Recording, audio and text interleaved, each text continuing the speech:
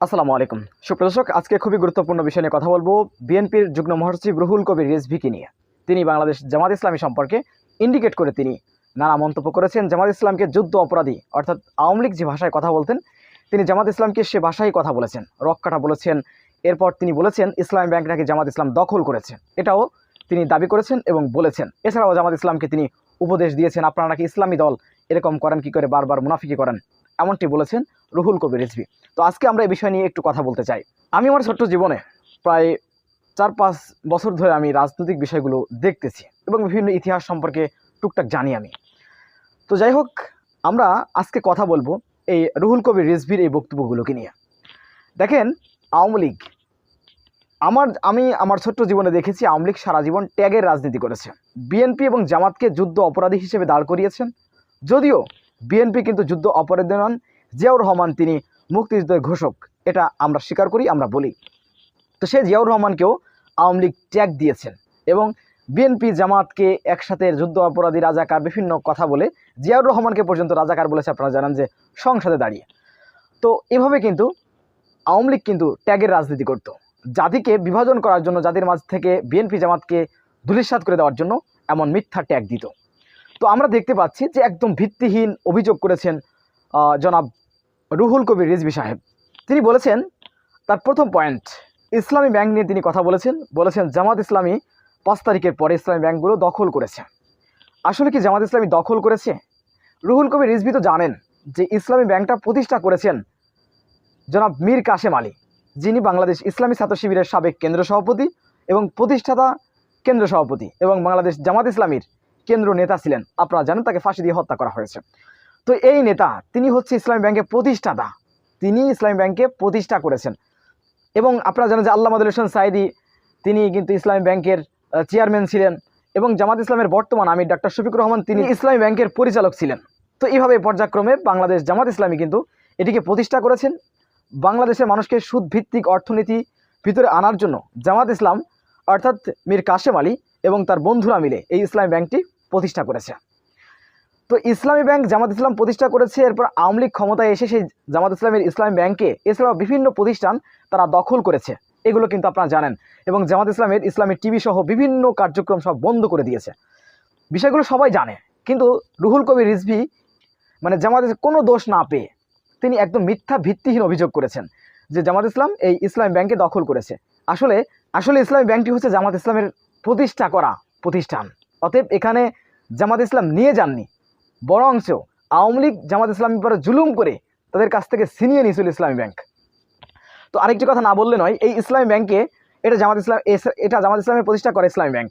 তো এটিকে 5 তারিখের পরে যুব দলের একজন নেতা, তিনি এই বিষয় নিয়ে নিউজ আছে, তিনি এই ইসলামী ব্যাংক দখল করতে আসছিলেন। তারপর যারা আগে ছিল, যাদেরকে আওয়ামী লীগ বহিষ্কার করেছে ইসলামী ব্যাংক থেকে, তারা কিন্তু এটাকে প্রতিরোধ করেছে। এটা যুব দলের একজন কেন্দ্র নেতা, তিনি ইসলামী ব্যাংক দখলে নিয়েছিলেন 5 তারিখের পরেই। তারপর তার বিরুদ্ধে মামলাও কিন্তু হয়েছে। তো সুপ্রিয় দর্শক, বিষয়গুলো আপনারা জানেন, আপনারা নিউজে দেখেছেন, এগুলো বলার বিষয় নাই। তো দখল করতে এসেছিল বিএনপি, অর্থাৎ বিএনপির অঙ্গ সংগঠন যুবদল, তারা না পেরে জামাত ইসলামের পরে এই ট্যাগটা দিচ্ছেন। এরপরে আসি, জামাত ইসলাম বিভিন্ন টেন্ডারবাজি করছেন, চাঁদাবাজি করছেন। আপনারা কি কোনো দিন দেখেছেন বাংলাদেশ জামাত ইসলামী চাঁদাবাজি করেছে? এই যে রিজভী সাহেব, রুহুল কবির রিজভী, তার প্রতি শ্রদ্ধা, সম্মান, ভালোবাসা অপরিসীম ছিল, কারণ তিনি ভারতের আধিপত্যের বিরুদ্ধে কথা বলতেন এবং সবসময় সত্য কথাগুলো বলতেন। কিন্তু আমরা দেখতেছি তার কথার অঙ্গভঙ্গি চেঞ্জ হয়ে গিয়েছে। তিনি বলতেছেন জামাত ইসলামী চাঁদাবাজি, মানে এই ধরনের কথাবার্তা তিনি বলছেন। টেন্ডারবাজি সহ অপকর্মের সাথে, বিভিন্ন বাণিজ্যের সাথে, অপবাণিজ্যের সাথে জামাত ইসলাম নাকি রয়েছেন, এমনটি দাবি করেছেন রুহুল কবির রিজভী সাহেব।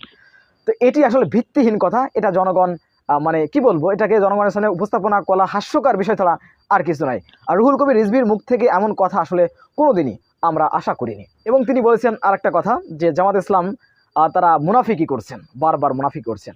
জামাত ইসলাম মুনাফিকি করছেন? রুহুল কবির রিজভী সাহেব, আমি ছোট্ট মানুষ, আমি আপনার কাছে প্রশ্ন করতে চাই, বাংলাদেশ জামাত ইসলামীর পরে এই 15-16 বছর যে জুলুম নির্যাতন চালানো হয়েছে, আপনারা কোনোদিন কি তাদের পাশে গিয়ে দাঁড়িয়েছিলেন? আপনাদের তো জামাত ইসলাম সুখে দুঃখে আপনাদের পাশে ছিল, আন্দোলন সংগ্রামে আপনারা চাইলে না চাইলে জামাত ইসলামের জাতির স্বার্থে তারা কিন্তু আপনাদের সাথে আপনাদের কর্মসূচিগুলো পালন করেছে। তো সেই জামাত ইসলামের নেতাদেরকে ফাঁসি দিয়ে হত্যা করা হলো, কোনোদিন কি বিবৃতি দিয়েছিলেন, প্রতিবাদ জানিয়েছিলেন? জানাননি। অথচ আপনাদের বিরুদ্ধে কোনো অন্যায় অত্যাচার হলে জামাত ইসলামী সাথে সাথে প্রতিবাদ জানিয়েছে, বিবৃতি দিয়েছে, এটা আপনারা জানেন। অতএব জামাত ইসলামের মতো উদারতা, জামাত ইসলামের মতন কথা দিয়ে কথা রাখা সংগঠন বাংলাদেশের দ্বিতীয়টি নেই। অতএব এ ধরনের মিথ্যা বিভ্রান্তকার বক্তব্য দিয়ে এ জাতিকে বোঝানো যাবে না। এ জাতি এত বোকা নয়, বাংলাদেশের মানুষ যথেষ্ট সচেতন মানুষ। অতএব বাংলাদেশের মানুষকে এভাবে মিথ্যা কথা বলে ট্যাগের রাজনীতি, আওয়ামী লীগের মতন ট্যাগের রাজনীতি করে বাংলাদেশের মানুষকে জামাত ইসলামী থেকে বা ইসলামপন্থীদের থেকে বা সঠিক রাজনৈতিক দলের থেকে বিচ্ছিন্ন করা আসলেই যাবে না। এগুলো ব্যর্থ চেষ্টা করেন না। যদি করেন তাহলে আওয়ামী লীগের নেতাদের মতন আপনাদের সম্মান ভালোবাসা মানুষের কাছে কিন্তু ওরকমই হয়ে যাবে। ওবায়দুল কাদের আছেন, হাসান মাহমুদ আছেন, এরপরে আপনার যারা আছেন শামীম ওসমান, শেখ হাসিনা, তাদের মতন কিন্তু আপনাদেরকে মানুষ ওভাবেই দেখবে। সো আপনার কথাবার্তা সংযত করা আমি পরামর্শ দিলাম, ছোটো মানুষ হিসেবে পরামর্শ দিলাম আপনাকে।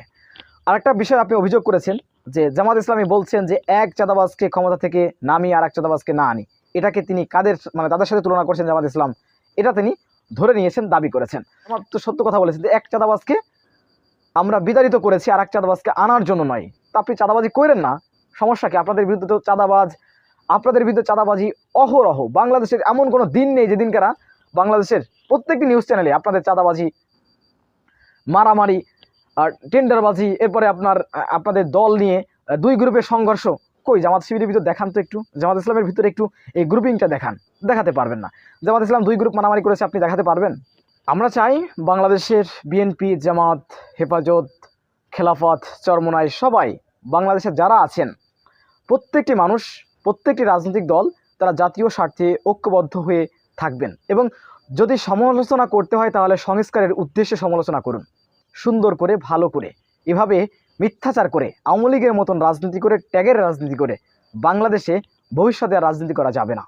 অতএব এদিকে খেয়াল রাখার জন্য বাংলাদেশের জাতীয় নেতৃবৃন্দকে আমি আহ্বান জানাবো, উদাত্ত আহ্বান জানাবো যে ট্যাগের রাজনীতি অর্থাৎ আওয়ামী লীগ কোয়ালিটির রাজনীতি, মুক্তিযুদ্ধের চেতনার কথা বলেন রুহুল কবির রিজভী সাহেব, তিনি মুক্তিযুদ্ধের চেতনার কথা বলেছেন।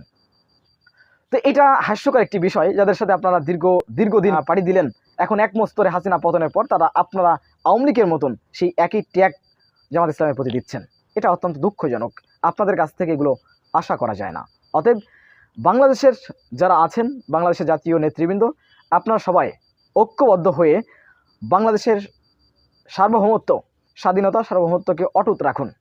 এবং যদি ভাই ভাই বিভেদ হয় তাহলে সংস্কারের উদ্দেশ্যে সমালোচনা করুন সুন্দর করে। আওয়ামী লীগের মতন রাজনীতি বাংলাদেশে আমাদের যুব সমাজ, আমাদের ছাত্র সমাজ, আমাদের আম জনতা আর দেখতে চায় না।